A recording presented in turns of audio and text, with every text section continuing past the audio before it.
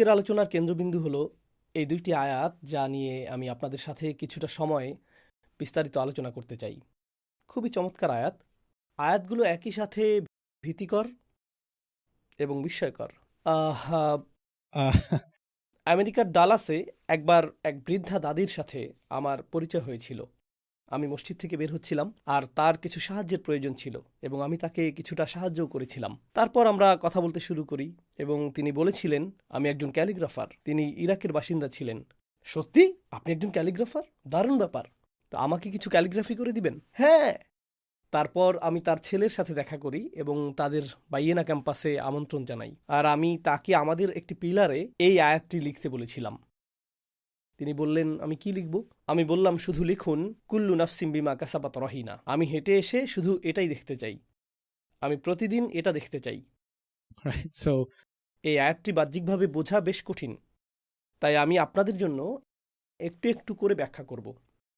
চলুন প্রথমে এই আয়াতের সবচেয়ে কঠিন শব্দটি বুঝি, রহিনা। হয়তো এটি আপনাদের অনেকের জন্য নতুন শব্দ, রহিনা। রহিনা শব্দটি রহিন থেকে এসেছে, যা অন্য কিছুর সাথে আটকে থাকে। الملازم المتقارب. ওকে, এর আরেকটি অর্থ হলো المرهون meaning المقبوض. আমি সহজ বাংলায় ব্যাখ্যা করছি। ধরুন আমি আপনার গাড়ি ধার নিলাম এবং আপনি বললেন এই নিন চাবি, কিন্তু আপনার পাসপোর্টটি দিতে হবে। ঠিক আছে, এখন আমি পাসপোর্ট ফিরে পাবো যখন আপনার গাড়ি ফেরত দেব। ওকে, আপনি একটি গাড়ি ভাড়া করলেন, তারা আপনাকে তাদের গাড়ি ব্যবহার করতে দিচ্ছে, কিন্তু তারা আপনার কাছ থেকে কি চায়? তারা আপনার ক্রেডিট কার্ড চায়, তারা আপনার কিছু টাকা জামানত চায়, তারা হয়তো আপনার ব্যাংক থেকে কিছু টাকা তুলে নেবে, তারা তা রেখে দিবে। যখন আপনি তাদের গাড়ি ফেরত দেবেন, তারা কি করবে? সেই টাকা ফেরত দেবে। আপনি যদি কোনো হোটেলে চেক ইন করেন, আমার জীবনের অনেকটা সময় হোটেলে কাটাতে হয়েছে। হোটেলে চেক ইন করলেন, আমরা জামানত হিসেবে 500 টাকা জমা রাখছি। জামানত অর্থ আমি যদি হোটেলের তোয়ালে পুড়িয়ে ফেলি, তাই না? অথবা সেখানকার টিভিতে ঘুষি মারি বা এরকম কিছু, তাহলে তারা সেই জামানত থেকে ক্ষতিপূরণ নিয়ে নিতে পারবে, কিন্তু তারা সেই টাকা রেখে দিবে না। আমি হোটেল ছেড়ে দেওয়ার পর তারা যখন বুঝতে পারবে যে কিছু নষ্ট হয়নি, তখন সেই টাকা ফেরত দেবে। যে টাকা জামানত থাকছে তাকে বলা হয় রহিনা বা মারহুন বা রহিন। এটাই রহিন।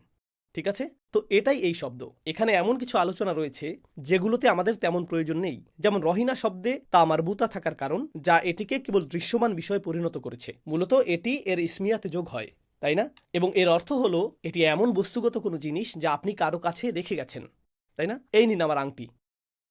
আমি কি ঘোড়াটা ধার নিতে পারি? এই নিন আমার আংটি, আমি আপনার ঘোড়া ধার নিব আর আপনাকে আমার আংটিটা দিব, এরপর আমি আপনাকে ঘোড়াটি ফিরিয়ে দেব। এখানে বস্তুগত কোনো জিনিস জামানত রাখা হয়েছে। এখন আমি বিষয়টা উল্লেখ করলাম, আমি আপনাদেরকে টাকা, আংটি বা এই জাতীয় কিছু জামানত রাখা নিয়ে উদাহরণ দিয়েছি। কুল্লু নাফসিম বিমা কাসাবাত রহিনা। প্রত্যেক ব্যক্তি, আপনি এবং আমি সবাই আটকে আছি, জামানত হিসেবে আটকে আছি। আমরা যা কিছু করি তার বিনিময়ে। এই বিষয়টি বেশ জটিল ছিল। ওকে, উদাহরণটির কথা আবারও স্মরণ করুন। ধরুন আমি আপনার কাছ থেকে ধার নিয়েছি, আপনি আমার পাসপোর্টটি রেখেছেন। আয়াতের প্রেক্ষাপটে আপনিই হলেন পাসপোর্ট, আপনাকেই জামানত রাখা হয়েছে, এবং যখন আপনি মূল্য প্রদান করবেন আপনাকে মুক্তি দেওয়া হবে। সুতরাং কোনো কিছু বন্দি করে রাখা হয়েছে, বা এই ক্ষেত্রে আপনি বলতে পারেন জিম্মি করে রাখা হয়েছে, তাই না? কারণ কেউ পাসপোর্ট জিম্মি করে রাখে, কেউ টাকা জিম্মি করে রাখে, আর যখন দাবি পূর্ণ হয় তখন তা ছেড়ে দেওয়া হয়। এই আয়াতে কাকে জিম্মি করে রাখা হয়েছে? প্রত্যেক মানুষকে জিম্মি করে রাখা হয়েছে। আমরা ইতিমধ্যেই বন্দী। স্বাধীন ইচ্ছার কথা বলার পরেই আল্লাহ বিস্ময়কর এই আয়াতটি উল্লেখ করেছেন। আল্লাহ বলেছেন যে চায় সামনে এগুতে পারে, যে চায় পেছনে যেতে পারে। প্রসঙ্গক্রমে তোমাদের প্রত্যেকেই একজন বন্দী, জিম্মি, জামানত। বন্দী, জিম্মি, তাহলে কিভাবে আপনি নিজেকে মুক্ত করবেন? আল্লাহ বলছেন বিমা কাসাবাত। প্রসঙ্গক্রমে বিমা কাসাবাত হলো মুকদ্দম। আল্লাহ বলেননি যে কুল্লু নাফসিন রহিনাতুন বিমা কাসাবাতুন। না, কুল্লু নাফসিন বিমা কাসাবাত রহিনাতুন। প্রত্যেক ব্যক্তিকে জিম্মি করে রাখা হয়েছে, জামানত হিসেবে আটকে রাখা হয়েছে। শুধুমাত্র কিসের বিনিময়ে মুক্তি প্রদান করা হবে? যা তারা উপার্জন করেছে। এই জীবনে যা তারা উপার্জন করেছে, যে কাজ তারা করেছে এবং যা তারা উপার্জন করেছে, এটা বেশ ভারী। এখন চলুন ইসলামের স্বাধীনতার ধারণাটি ব্যাখ্যা করি। পছন্দের স্বাধীনতা আছে, কিন্তু কর্মফলের কোনো স্বাধীনতা নেই। বিষয়টা লিখে ফেলুন যাতে আপনাদের মনে থাকে। শেষ আয়াতটি ছিল পছন্দের স্বাধীনতা বিষয়ক। এটা কর্মফলের স্বাধীনতা নয়। এই জীবনে আমি যা কিছুই করি, আমি যাই করি, তা হলো অদৃশ্য কারাগার থেকে নিজেকে মুক্ত করার একটা চেষ্টা, যে কারাগারে আমি ইতিমধ্যেই আছি, কর্মফলের কারাগার। তাই যদিও আমি স্বাধীন সাজার ভান করি, আমি আসলে আমার কাজের সাথে আটকে আছি। আমি আমার কর্মের সাথে শৃঙ্খলিত। আর সেই কাজগুলো আল্লাহর কাছে উপস্থাপন করা হচ্ছে, যিনি প্রতিটি আত্মাকে জামানত রেখেছেন। হয় আমাদের করা সেই পরিশোধগুলো নেতিবাচক পরিশোধ, অথবা সেগুলো ইতিবাচক পরিশোধ।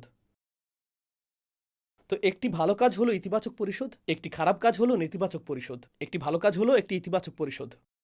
আসলে আমাদের প্রত্যেকেই ইতিমধ্যেই কারাগারে আছি, এবং একমাত্র জিনিস যা আমাদেরকে এই কারাগার থেকে মুক্ত করবে তা হলো আমরা এই জীবনে যা করি, এই জীবনে আমরা যা উপার্জন করি। بما كسبت رهينة.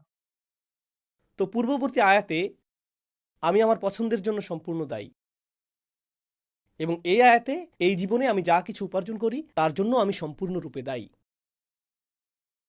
আমি দায়ী বিমা কাসাবাত।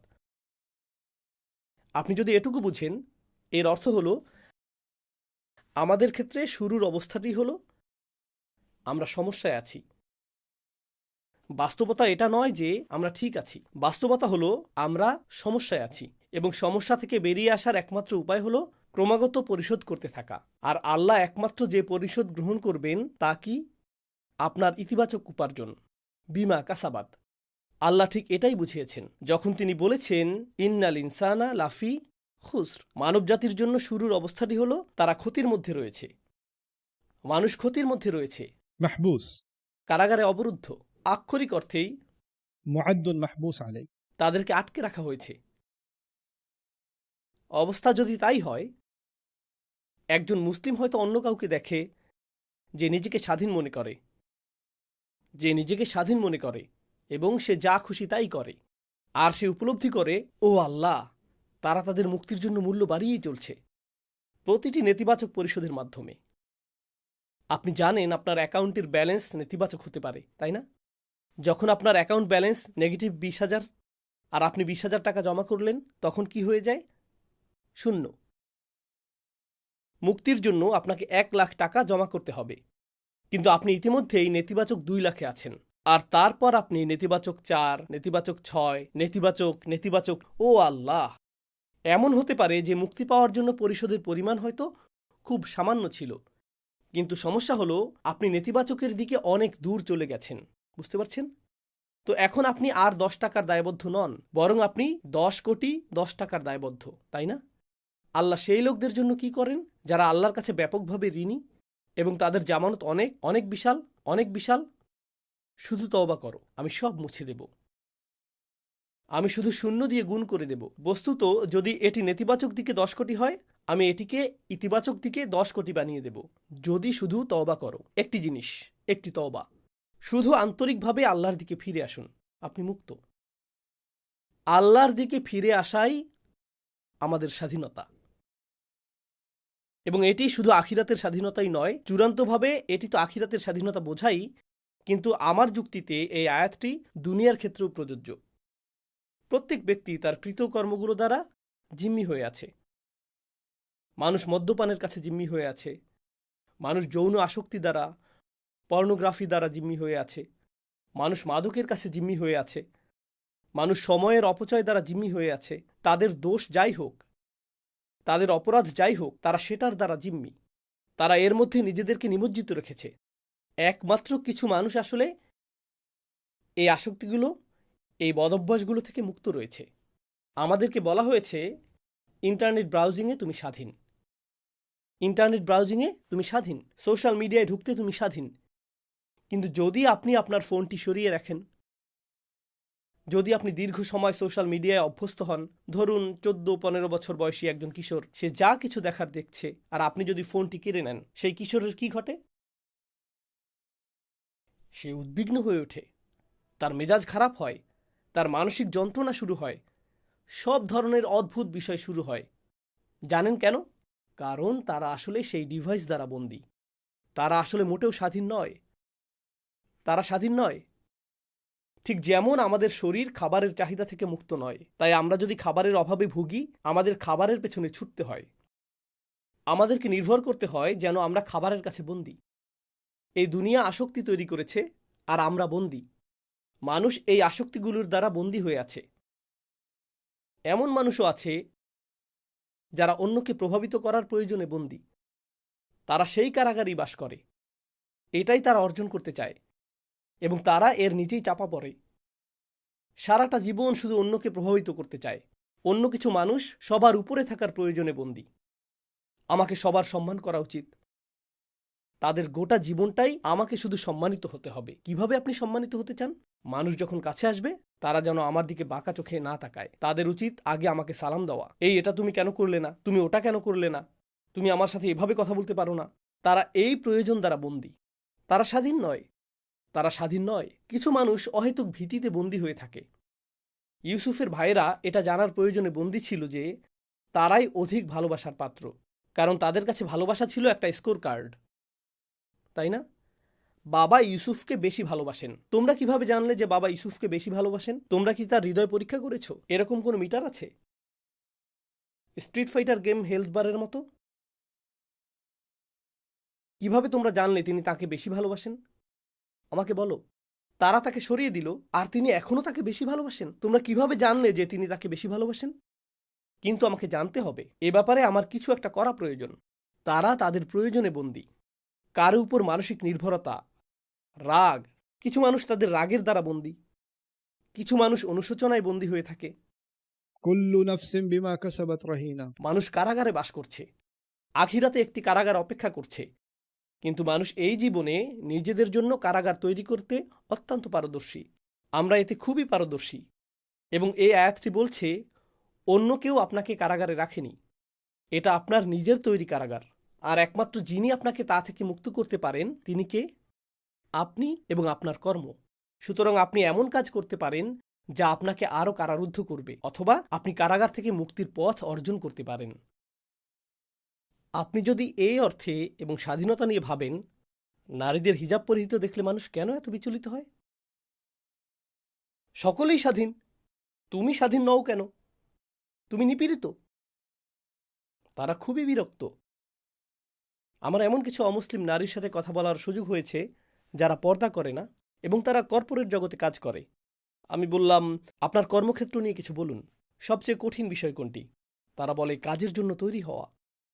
কয়েকজন মহিলা আমাকে বলেছে, কাজের জন্য তৈরি হওয়াই সবচেয়ে কঠিন কাজ। আমি বললাম, কেন? কেন এত কঠিন? আপনার দাঁত ব্রাশ করাটা কি খুব কঠিন? না, আমাকে মেকআপে অনেক বেশি সময় দিতে হয়। নির্দিষ্ট ধরনের পোশাক পরতে হয়। নির্দিষ্ট ধরনের পোশাক বলতে কি বোঝায়? সে বলল, আপনি তো জানেন। আমি বললাম, আমি জানি না, আপনি কি বোঝাতে চাইছেন? সে বলল, দেখুন, আপনার লুক যদি বিশেষ ধরনের না হয়, আপনি উন্নতি করতে পারবেন না। তো আমি বললাম, আপনাকে একটা কথা জিজ্ঞেস করি। আমরা ইসলাম নিয়ে কথা বলছি না, আপনাকে একটা বিষয় জিজ্ঞেস করি। এই সমস্ত প্রত্যাশার কারণে আপনি কি নিজেকে বন্দী মনে করেন? সে বলল, হ্যাঁ, ছেলেরা কত স্বাধীন। তারা যেমন খুশি পোশাক পরতে পারে এবং সেভাবেই যেখানে খুশি যেতে পারে, কিন্তু আমরা তা পারি না। ওয়াও! আর আপনি সেই সব নারীদের বলছেন বন্দী, যাদেরকে এরকমটা করতে হয় না। আপনিই তো বন্দী। আপনিই তো বন্দী। এবং এই কারাগারে আপনি মারা যাচ্ছেন। كل نفس بما كسبت رهينة. অমুসলিমদের কথা ভুলে যান। অমুসলিমদের বদনাম করে আপনাকে ভালো অনুভব করানোর জন্য আমি এখানে আসিনি। আমি চাই আপনি নিজের ব্যাপারে খারাপ অনুভব করুন।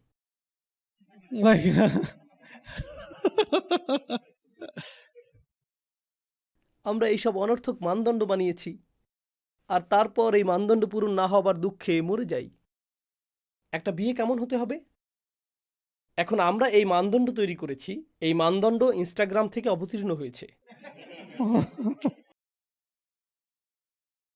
আর এখন আপনার বিয়ে যদি সেই রকম না হয়, এটা আমার জীবনের সবচেয়ে খারাপ দিন। কেন? কেন? আমরা নিজেদের জন্য এমন কারাগার বানিয়েছি যার কোনো প্রয়োজনই ছিল না। আমরা নিজেদেরকে জিম্মি বানিয়েছি। আর সেই কারাগারে নিজেদেরকে রাখার জন্য আমরা যে কোনো কিছু করতে প্রস্তুত। ইসলাম আসলো এবং মুক্তিদান করল। আপনাকে শুধুমাত্র একজনেরই দাসত্ব করতে হবে, আর তিনি হলেন আল্লাহ। আর হ্যাঁ, আপনার খারাপ কাজের জন্য আপনাকে জিম্মি করে রাখা হয়েছে, আর নিজেকে মুক্ত করার জন্য আপনি ভালো কাজ করতে পারেন। শুধু মানুষ হয়ে উঠুন। আপনার জীবনের একমাত্র উদ্দেশ্য হওয়া উচিত আমি কি সঠিক কাজটি করছি। আপনার উদ্দেশ্য আর এটা থাকবে না যে আমি কি জনপ্রিয় কোনো কাজ করছি, আমি কি ফ্যাশনেবল কোনো কাজটি করছি, আমি কি সবচেয়ে বেশি অর্থ উপার্জনকারী কাজটি করছি, আমি কি প্রতিযোগিতামূলক কাজটি করছি। এই প্রশ্নগুলো অদৃশ্য হতে থাকবে। একমাত্র প্রধান যে প্রশ্ন থেকে যাবে তা হলো আমি কি সঠিক কাজটা করছি, শুধু এটুকুই। আমি কি সঠিক জিনিস অর্জন করছি, ব্যাস এটুকুই। কি অসাধারণ এক বিশ্ব দর্শন! আর এটাই স্বাধীনতা। আমি সঠিক কাজটি করতে স্বাধীন যখন অন্যেরা সবাই কারাগারে রয়েছে। তারা আমার উপর চাপিয়ে দিতে পারে না। এমনকি সেই মেয়েরা যাদের বিষয়ে সেদিন কথা হচ্ছিল, এক তরুণী ইনফ্লুয়েন্সার নারীদের ব্যাপারে বলছিল যারা পর্দা ত্যাগ করেছে, ইত্যাদি ইত্যাদি। তারা কি অন্যদের চোখ আর মতামতের কারাগারে বন্দী নয় এবং এর দ্বারা প্রভাবিত হয়েই পর্দাহীনতার সিদ্ধান্ত নেয় না? একমাত্র কারাগার, একমাত্র আত্মসমর্পণ যা আমাদের মেনে নেওয়া উচিত তা হলো আল্লাহর কাছে আত্মসমর্পণ। আর আমি আপনাদের বলছি, কুরআনের দর্শন সত্যিই অসাধারণ। আমরা নিজেদেরকে আল্লাহর দাস বলে থাকি, আর কুরআন বর্ণনা করছে আপনি কোনো না কোনো কিছুর দাস হবেনই, কিন্তু সিদ্ধান্ত আপনার যে আপনি কিসের দাস হবেন। আপনি হবেন ফ্যাশনের দাস, টাকার দাস, মানুষের দাস, সংস্কৃতির দাস, মানদণ্ডের দাস, জনপ্রিয়তার দাস, আপনার অহংকারের দাস, অথবা আল্লাহর দাস। আপনি যদি আল্লাহকে মেনে না নেন তবে অন্য কিছুর দাসে পরিণত হবেন, কিন্তু যদি আল্লাহকে বেছে নেন অন্য সকল দাসত্ব থেকে আপনি মুক্তি পাবেন। এটাই স্বাধীনতা।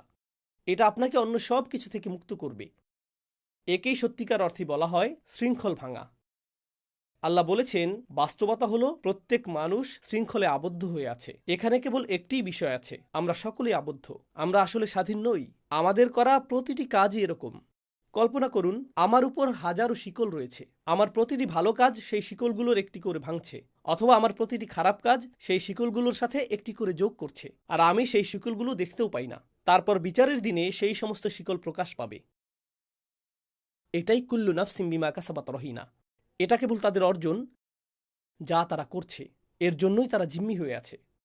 সুবহানাল্লাহ।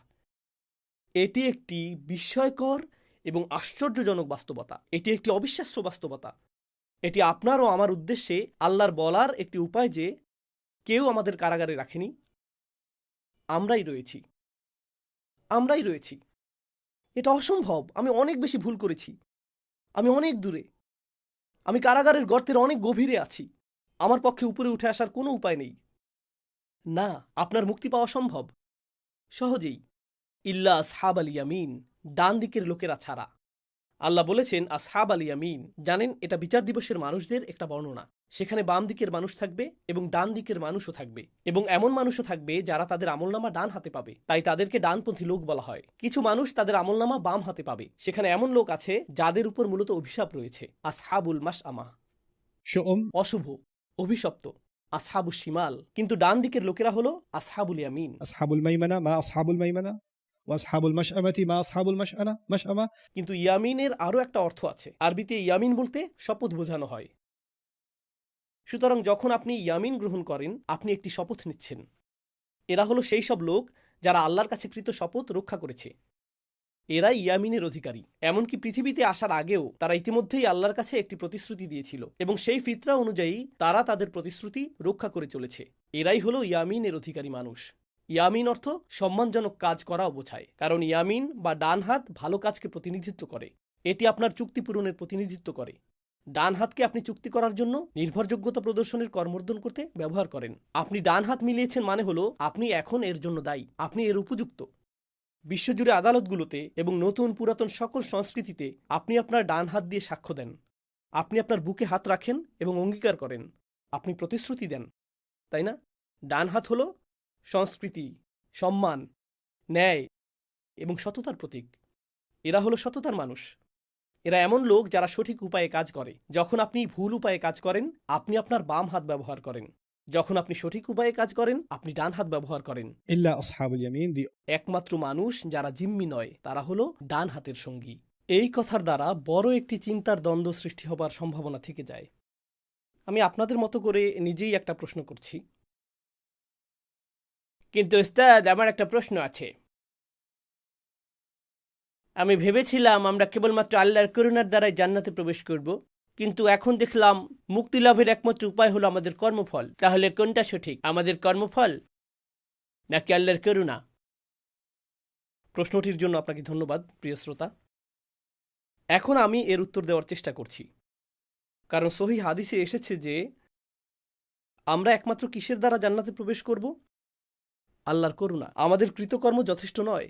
আর এখন আল্লাহ বলছেন তোমরা মুক্তি পাবে না কোন জিনিসটি ছাড়া? যা তোমরা অর্জন করেছ।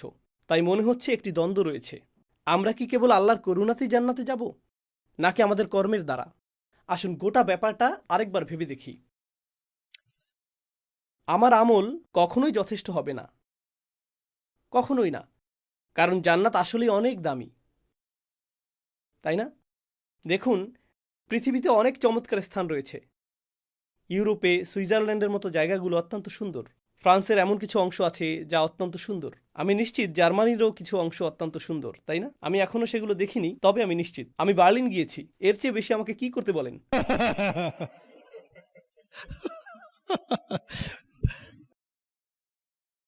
যুক্তরাষ্ট্রে এমন কিছু জায়গা আছে যা অত্যন্ত সুন্দর।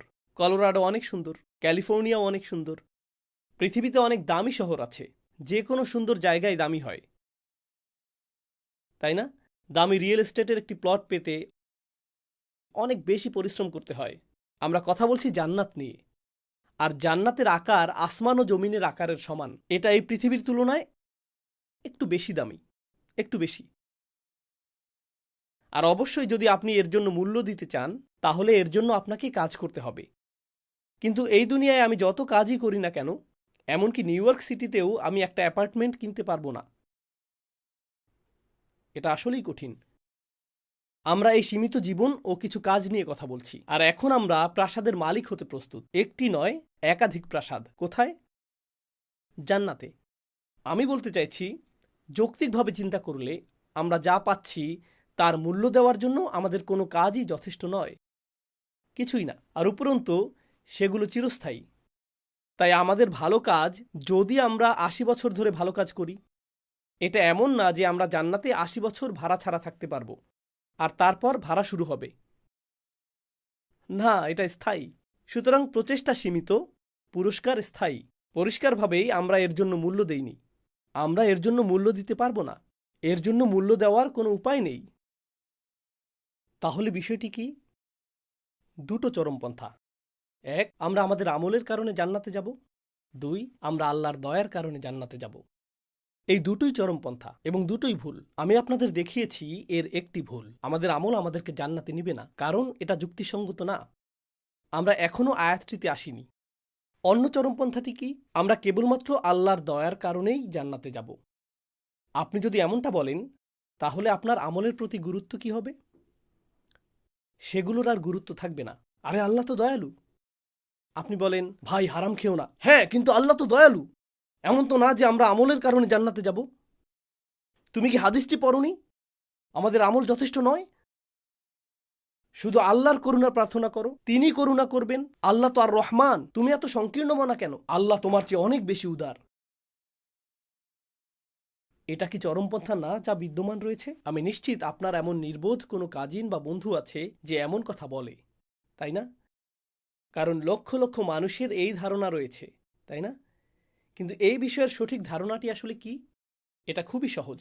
প্রসঙ্গত, যখনই কোনো ব্যাখ্যাকে জটিল মনে হয়, সম্ভবত তা সঠিক হয় না। কারণ এই ধর্মটিকে সেভাবেই বানানো হয়েছে। ধর্মটি কেমন? এটি ফিতরার ধর্ম। এটা আপনার বুদ্ধির সাথে একত্ব হয়, এটা আপনার প্রকৃতির সাথে একত্ব হয়, এবং আল্লাহ যা বলেন তার অর্থের সাথে আপোষ করে না। এটা কেবলই সরলতাপূর্ণ ধর্ম। তাহলে বিষয়টিকে দেখার সহজ সরল উপায়টি কি? আল্লাহ এই সূরাতে দুটি জিনিসকে একত্রিত করেছেন। আল্লাহর হেদায়েত, যা আপনারা আগে দেখেছেন, এবং আমাদের ইচ্ছা। আপনাদের মনে আছে? উদাহরণস্বরূপ আল্লাহ বলেছিলেন, কাযালিকা ইউদিল্লুল্লাহু মান ইয়াশাউ ওয়া ইয়াহদি মান ইয়াশা। তারপর আল্লাহ বলেছেন, লিমান শাআ মিনকুম মান ইয়াতাকাদ্দামা আও ইয়াতাআখার। তিনি উল্লেখ করেছেন নিজের ও আমাদের কথা, নিজের ও আমাদের কথা। এরকম বেশ কয়েকবার এসেছে। তো মনে হচ্ছে এখানে দুই অংশযুক্ত অবস্থা বিদ্যমান। আল্লাহ আমার নগণ্য অমনোযোগিতাপূর্ণ 25% আন্তরিকতাযুক্ত নামাজ কবুল করবেন, তাই না? যা আমি পড়েছিলাম, তিনি সেটাকে গ্রহণ করবেন। আর সেটার মূল্য গ্রামের একটা অ্যাপার্টমেন্টের সমানও না। তিনি সেটাই গ্রহণ করবেন। তবে আমি তো কিছু একটা করেছিলাম এবং তা ছিল আন্তরিক। এটা অসাধারণ ছিল না, কিন্তু কিছু তো ছিল। আল্লাহ তা গ্রহণ করবেন, আর তিনি তা বহু গুণে বৃদ্ধি করবেন, আর জান্নাতের বিশাল প্রাসাদের সমান করে দিবেন। আমি তখন সেটার দিকে তাকিয়ে বলবো, ইয়া আল্লাহ, সেটা তো বেশ বাজে একটা মাগরিব ছিল। কিন্তু আল্লাহ বলবেন, হ্যাঁ, আমি তো আর রহমান। তুমি তোমার আমলের কারণে জান্নাতে যাচ্ছ না, তুমি জান্নাতে যাচ্ছ কারণ আমি তোমার আমলকে বহুগুণে বৃদ্ধি করে দিয়েছি। বুঝতে পারছেন? এখন এর মানে হলো বহুগুণে বর্ধিত করার মতো প্রথমেই কিছু থাকতে হবে, তাই না? আল্লাহ প্রতিদানকে বর্ধিত করে দেন, يعظم له أجرا. তিনি প্রতিদানকে বর্ধিত করে দিবেন। ঠিক আছে, কিন্তু বর্ধিত করার মতো কিছু একটা তো থাকতে হবে। আপনি যদি শূন্য হতে আল্লাহর সামনে আসেন, তাহলে আমার মনে হয় আপনারা গণিতে বেশ ভালো। এখানে বর্ধিত করার মতো কিছু নেই, এখানে বৃদ্ধি করার মতো কিছু নেই। আল্লাহ পারফেক্ট হতে বলেননি। আল্লাহ বলেছেন, সামনে এগিয়ে আসো, لمن شاء منكم أن يتقدم. এক ধাপ এগিয়ে আসো। আল্লাহ কি বলেছেন যোগ্য হওয়ার আগে 1000 ধাপ এগোতে হবে? গ্রহণযোগ্য হওয়ার জন্য আল্লাহ কি কোনো ন্যূনতম সীমা দিয়েছেন? কেউ একজন আল্লাহর দিকে এক পা এগিয়ে মারা গেল, শুধু এক পা। সে তখনও নামাজ পর্যন্ত শিখেনি, সে অজু করতে যাচ্ছিল, তার হাত পানি পর্যন্ত পৌঁছায়নি, আর সে মারা গেল। সে তার জীবনে একবারও নামাজ পড়েনি, একবারও না। তার হাত যেহেতু সামনে এগিয়েছিল, আল্লাহ সেই এগিয়ে যাওয়া হাতকে নেবেন এবং তাকে বহুগুণে বৃদ্ধি করবেন, এবং সেটাই জান্নাতে তার চিরস্থায়ী পুরস্কারে পরিণত হবে। তাই নয় কি? এটা কি সত্যি নয় যে আল্লাহর রহমত ছাড়া কেউ জান্নাতে প্রবেশ করবে না? কিন্তু তা কখনো আমাদের আমল, আমাদের নিয়ত এবং আমাদের কাজের মূল্যকে অস্বীকার করবে না। এজন্যই প্রত্যেককে জিম্মি করে রাখা হয়েছে, শুধু সেসব লোক ছাড়া যারা আল্লাহর কাছে ডান দিকের ভালো আমলগুলো নিয়ে আসে, আসহাবুল ইয়ামিন। আপনাকে শুধু সঠিক পাশে থাকতে হবে। আল্লাহ পারফেকশন চান না, আল্লাহ শুধু চান আপনি সঠিক কাজটি করেন। এটুকুই। চেষ্টা করুন। আল্লাহকে অজুহাত দিবেন না, নিজের সাথে মিথ্যা বলবেন না, আর আল্লাহর সাথেও মিথ্যা বলবেন না। আল্লাহর সামনে বিনয়ের সাথে আসুন। আমরা ভুল করব, আমরা তওবা করব, এটা কতই না চমৎকার। আল্লাহ বলেননি তুমি সামনে এগোতেই থাকবে, কখনো পিছু হটবে না। কখনো কখনো আমরা ব্যর্থ হব, কখনো কখনো আমরা পিছিয়ে যাব। আল্লাহ তার কিতাবে বলেছেন, ঠিক আছে, তুমি একটি ভুল করেছ, চলো এ ব্যাপারে তোমাকে সাহায্য করি, তাওবা করো এবং এটা ঠিক করে নাও। إلا من تاب وآمن وعمل عملا صالحا فأولئك يبدل الله سيئاتهم حسنات. আমি তোমার খারাপ আমলগুলোকে ভালো দিয়ে বদলে দেব। যদি আপনি সঠিক দিকে এগিয়ে যান এবং পথে আপনার পা পিছলে যায়, আল্লাহ আপনার তওবা কবুল করবেন এবং এই অসুবিধাকে পরিবর্তিত করে সুবিধায় পরিণত করবেন। আল্লাহ তা করবেন। এটা কি আল্লাহর রহমত নয়? তার তো এসব কিছুই করার প্রয়োজন নেই। জান্নাত যদি বিনিময় ভিত্তিক হতো, তাহলে বহুগুণ করার এসব কিছুই ঘটত না। খ্রিস্টান যাজকদের সাথে আমার মজার কিছু আলাপ হয়, যারা এসে বলে, আমাদের ঈশ্বর ভালোবাসার ঈশ্বর, তোমরা তোমাদের আমলের কারণে স্বর্গে যাবে, আর আমরা ঈশ্বরের ভালোবাসার কারণে স্বর্গে যাব। না, আল্লাহ আমাদের আমলকে ভালোবাসেন, সেগুলো যতই খারাপ হোক, যতই নিম্নমানের হোক না কেন, এবং তারপর আল্লাহ এর পুরস্কার দেন এবং তাকে বহুগুণে বৃদ্ধি করবেন। তিনি সেগুলো সৌন্দর্যমণ্ডিত করেন। কিন্তু যখন তারা বলে যে আমাদের ঈশ্বর ভালোবাসার ঈশ্বর, আমি বলি, হ্যাঁ, কিন্তু তিনি তার চেয়েও অনেক বেশি। তোমরা তাকে শুধু ভালোবাসাতেই সীমাবদ্ধ করেছ, এটা অন্যায়। আল্লাহ ন্যায়পরায়ণও বটে, আল্লাহ বিচারকও বটে, আল্লাহ প্রজ্ঞাময় বটে, আল্লাহ পথ প্রদর্শকও, আল্লাহ সর্বদ্রষ্টাও, আল্লাহ শাস্তিদাতাও। আল্লাহ মাঝে মাঝে কিছু মানুষের উপর রাগান্বিতও হন। আল্লাহর কিছু প্রত্যাশাও রয়েছে। যখন তোমরা বলো ঈশ্বর শুধু ভালোবাসাময়, তোমাদের কোনো সম্পর্কই সেভাবে কাজ করে না। কেন তোমরা আল্লাহর প্রতি এরকম অন্যায্য ধারণা করো যে তিনি শুধু ভালোবাসাময়? লিল্লাহিল আসমাউল হুসনা, তার একটি নাম হলো আল ওয়াদুদ। কাজী যখন আপনি বলেন আমি আল্লাহকে তার একটি নামে সীমাবদ্ধ রাখব আর বাকি সব নামগুলো অতিরিক্ত, প্রথমবার হয়তো শুনতে এটা ভালো শোনায়। যখন আপনি এই বিষয়টি কোরআনের দৃষ্টিকোণ থেকে ভাবেন, আপনি বলবেন, তাহলে স্রষ্টাকে নিয়ে ভাবার বাকি সব উপায়গুলোর কি হবে? তাই না? তাহলে কি পেলাম?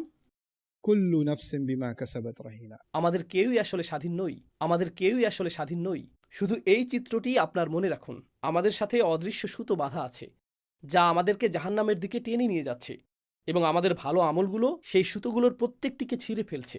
এগুলো এই কাজটাই করছে। إلا أصحاب اليمين. তো আমি আজকে এটুকুই আপনাদের সাথে শেয়ার করতে চেয়েছিলাম। আজকের মতো এখানেই শেষ করছি। বারাকাল্লাহু লি ওয়া লাকুম ফিল কুরআনিল হাকিম ওয়া নাফা'নি ওয়া ইয়্যাকুম বিল আয়াতি ওয়াজ যিকরিল হাকিম।